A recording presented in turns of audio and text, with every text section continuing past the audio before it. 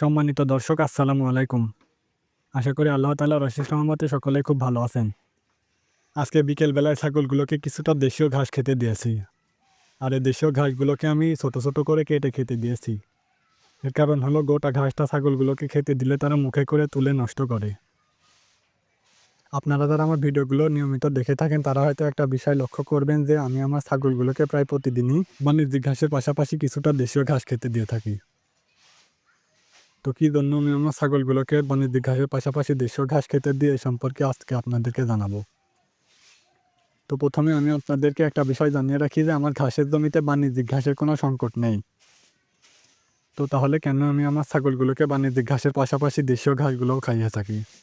তো আপনারা হয়তো সকলেই জানেন যে বাণিজ্যিক ঘাসের কাণ্ডটা মোটা হওয়ার কারণে ছাগল এটাকে ভালোভাবে চিবিয়ে খেতে পারে না, যে কারণে ছাগল বাণিজ্যিক ঘাস থেকে সম্পূর্ণ পুষ্টিটা গ্রহণ করতে পারে না। এর ফলে ছাগলকে শুধুমাত্র বাণিজ্যিক ঘাস খাইয়ে রাখলে ছাগলের শরীরে পুষ্টিগুণে ঘাটতি দেখা দিতে পারে। এজন্য আমি ছাগলের খাবারে ব্যালেন্স ডায়েট তৈরি করার জন্য ছাগলগুলোকে প্রায় প্রতিদিন দেশীয় ঘাস খেতে দেওয়ার চেষ্টা করি। আর মাঠে যে সকল দেশীয় ঘাসগুলো পাওয়া যায়, এই ঘাসের মধ্যে অসংখ্য প্রজাতির ঘাস থাকে, যে ঘাসে প্রতিটাতে আলাদা আলাদা পুষ্টিগুণ থাকে।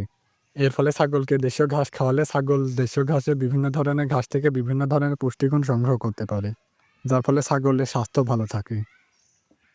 ছাগলকে শুধুমাত্র বাণিজ্যিক ঘাস খাইয়ে পালন করলে ছাগলের ঘাস থেকে পর্যাপ্ত পুষ্টিগুণ আহরণ করতে না পারায় ছাগলের স্বাস্থ্যহানি ঘটে এবং ছাগলের শরীরে এই সকল পুষ্টিগুণের ঘাটতি পূরণ করার জন্য বেশি করে দানাদার খাবার দেওয়ার প্রয়োজন পড়ে।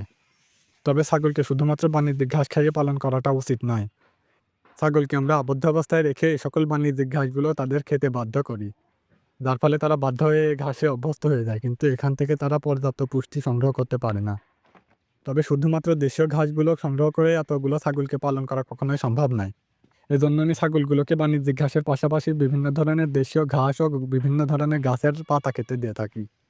এর ফলে ছাগলগুলোর খাবারের নতুনতা আসে, যার ফলে ছাগলগুলো খাবার থেকে পর্যাপ্ত পুষ্টি সংগ্রহ করতে পারে।